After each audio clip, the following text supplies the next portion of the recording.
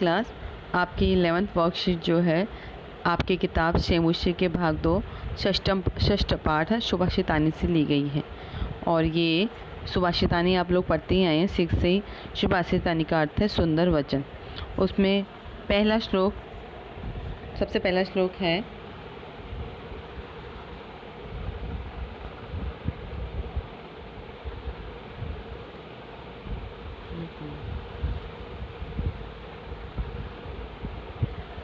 पहला श्लोक है आलस्य ही मनुष्याणां शरीरस्थो महान् रिपुः नास्ति उद्यम समो बन्धु कृत्वा यं न अवसीदति गुणी गुणं वेत्ति न वेत्ति निर्गुणो बलि बलं वेत्ति न वेत्ति निर्बलः पिको वसन्तस्य गुणः न वायसः करी च सिंहस्य बलं न मूषकः। सबसे पहला वाला जो श्लोक है वो आपका है, आलस्य ही मनुष्याणां शरीरस्थो महान् रिपुः। आलस्यम मतलब आलसीपन, ही मनुष्यों के शरीरस्थो शरीर का, महान रिपु शरीर में रहने वाला, रिपु का अर्थ है शत्रु है। ना अस्ति उद्यम समो बंधु, और नहीं है उद्यम मतलब परिश्रम के समान कोई बंधु नहीं है। कृत्वा मतलब करके, यम जिसको, ना अवसिद्धि दुख नहीं होता है। दूसरा श्लोक देखते हैं, गुणी गुणम वेत्ति न वेत्ति निर्गुणो बलि बलम वेत्ति न वेत्ति निर्बला पिको वसंतस्य गुणम न वायसः करी च सिंहस्य बलम न मूषकः।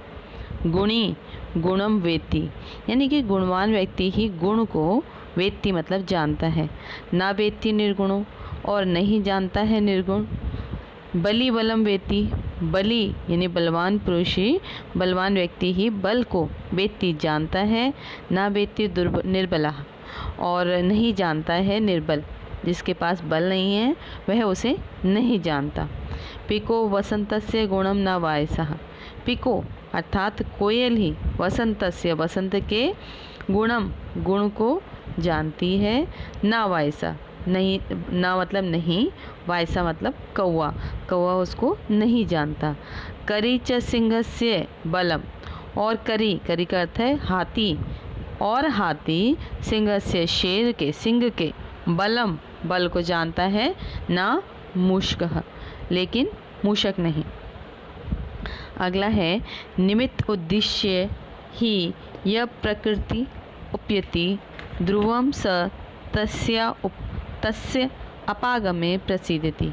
निमित्त उद्देश्य मतलब है कारण, उद्देश्य करके, कारण को उद्देश्य करके मतलब किसी कारण की वजह से ही यह जो व्यक्ति, जो मनुष्य, प्रकोप्यति अत्यधिक क्रोध करता है, ध्रुवम निश्चय ही, स वह, तस्य अपागमे तस्य उस कारण के अपागम होने पर यानी कि समाप्त हो जाने पर, प्रसिद्धति प्रसन्न हो जाता है। अकारण द्वेषी, और जो अकारण ही द्वेष करता है, मनस्तु मनुष्य, यस्य वे जो मनुष्य अकारण ही द्वेष कर रहा है, गुस्सा कर रहा है, कथम जनस्तम, कथम किस प्रकार, जनस्तम उस व्यक्ति को, उस मनुष्य को, परितोष्यति किस प्रकार से उसे कोई प्रसन्न कर सकता है। अगला देखते हैं, 4th श्लोक आपका,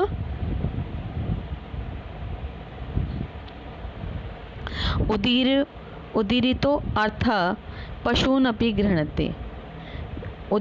उदीरितो मतलब बताए हुए का, कहे गए अर्थ का, पशून् अपि गृह्णते पशु भी उसको ग्रहण कर लेते हैं, प्राप्त कर लेते हैं। हयश्च नागाश्च, हय का मतलब है घोड़ा, और च का मतलब है और, नागाश्च नागा मतलब है हाथी, और हाथी वहन्ति बोधिता मतलब बताए जाने पर वह भी भार को ढोते हैं। अनुक्तम अपि अहोति, अनुक्त मतलब जो कहा ना गया है उसे भी, अहोति जो अनुमान लगा लेता है, जो जान लेता है। पंडितो जना वह पंडित है। परो इंगित फलानाम परो इंगित ज्ञान फला ही बुद्धि। परे इंगित मतलब दूसरों के द्वारा जो इंगित है, जिसको बताया गया है, जो संकेत किया गया है, ऐसे ज्ञान रूपी फल को प्राप्त करने वाली ही बुद्धि है। मतलब बिना दूसरों के बताए हुए, मत कहे बिना संकेत के मात्र से ही जब पता चल जाता है किसी को, वही पंडित जन है। वही मतलब पंडित का मतलब है वही ज्ञानी है, और उसी की ही बुद्धि कार्य कर रही है। अगला देखते हैं श्लोक नंबर 5 आपका।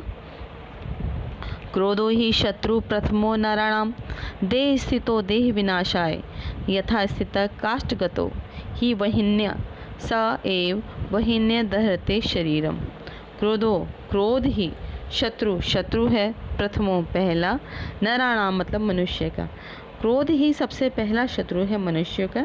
देह स्थितो जो देह में स्थित होकर के देह विनाशाय और देह का ही विनाश करता है, देह के विनाश के लिए है।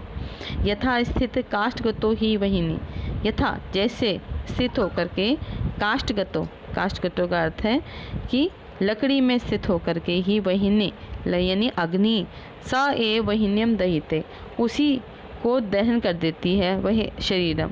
यह जो क्रोध है उसी अग्नि के समान है जो लकड़ी के शरीर में विद्यमान होकर के लकड़ी को ही, उसकी देह को ही समाप्त कर देती है। इसी प्रकार क्रोध भी मनुष्य के शरीर में स्थित होकर मनुष्य के शरीर का ही विनाश कर देता है। अगला देखते हैं नंबर 6। मृगा मृगे संगम अनुव्रजंती और गावश्च गोभी तुरंगे मूर्खाश्च मूर्खे सुधीय सुधीभी समानशील व्यसनेषु सख्यम। मृगा, यहाँ मृगा का प्रयोग किया गया हिरण के लिए। हिरण मृगा मृगे संगम अनुव्रजंती, मृग यानी कि हिरण जो है हिरण के साथ ही अनुव्रजंती भ्रमण करता है, घूमता है, रहता है। और गावश्च गोभी और गाय के साथ। आगे कहते हैं तुरंगा अस्तुरंगे और तुरंग का अर्थ है घोड़े के साथ। मूर्खाश मूर्खे मूर्ख व्यक्ति मूर्ख के साथ। सुधीय यानी ज्ञानी पुरुष यानी पंडित जन। सुधीय सुधी भी विद्वान के साथ।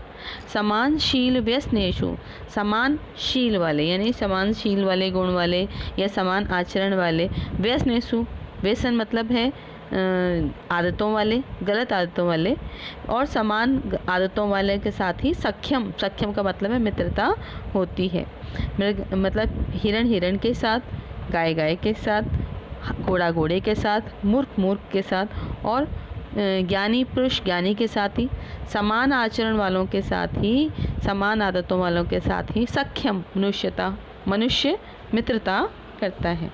देखिए यहाँ पे इससे पहले पूर्व वाले श्लोक में आपका तुरंग आया है, यहाँ पे तुरंग आया है, वहाँ पे हाय आया है घोड़े के लिए, एक जगह पे हाथी के लिए करी आया है, एक जगह पे हाथी के लिए नागश आया है। ये सभी उनके पर्यायवाची शब्द हैं।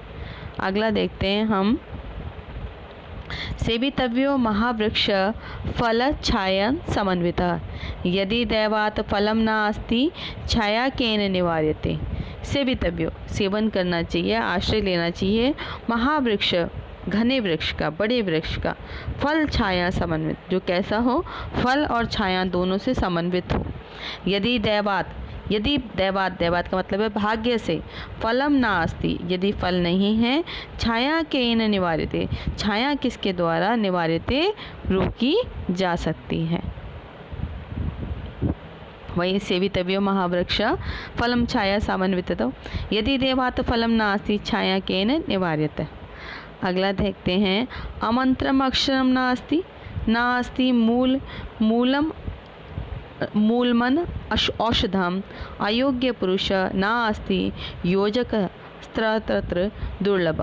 अमंत्रम अक्षरम यानी कि बिना मंत्र के कोई अक्षर नास्ति नहीं है, और नास्ति नहीं है, मूल का अर्थ है जड़।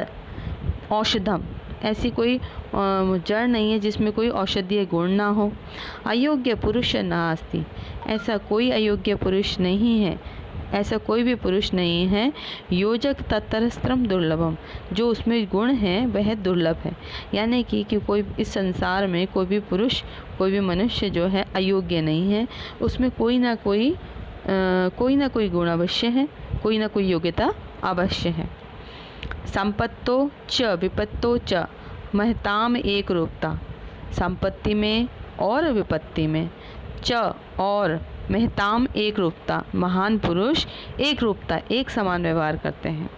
उदय सविता रक्तो रक्तास्तमय तथा, जैसे उदय होते समय सविता, सविता का अर्थ है सूर्य, वो सूर्य के उदय होने पर रक्त, रक्त का अर्थ है लाल, जैसे सूरज के आने से पहले उदय होते समय सारा आसमान कैसा हो जाता है, लालिमा युक्त हो जाता है। उसी प्रकार से रक्त अस्त समय, उसी प्रकार से लाल भी तभी भी लाल होता है जब वह अस्त हो रहता है, जब सूर्य अस्त हो रहता है। तथा विचित्र खलु संसारे नास्ति किंचित निरर्थकम, और निश्चय ही इस विचित्र संसार में, खलु का मतलब है निश्चय ही, संसारे संसार में, ना अस्ति नहीं है, किंचित निरर्थकम कुछ भी निरर्थक नहीं है। अश्वचेद धावने वीर, यदि अश्व घोड़ा धावने भागने में वीर है, भारत से वहने खरा, और भार को वहन करने में, भार को ढोने में खरा, खरा का अर्थ है गधा। ठीक है, तो इस संसार में कुछ भी चीज़ निरर्थक नहीं है। अश्व यानी कि घोड़े का अगर भागने में, धावन के समय अगर उसको प्रयोग किया जाए भागने के लिए तो घोड़ा, लेकिन अगर भार के ढोने के लिए प्रयोग करना है तो गधा। तो इस प्रकार से ये वाला आपका चैप्टर ख़त्म होता है।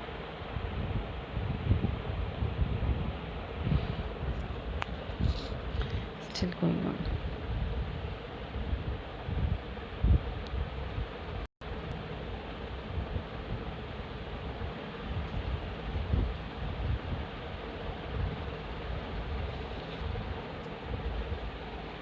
So let's